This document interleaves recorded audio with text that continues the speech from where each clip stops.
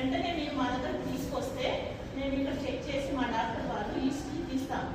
తీసుకున్న వెంటనే ఈ ఈసీజీని మనకి గుండె డాక్టర్కి ఉంటుంది కాబట్టి మేము గుండె డాక్టర్కి పంపిస్తాం.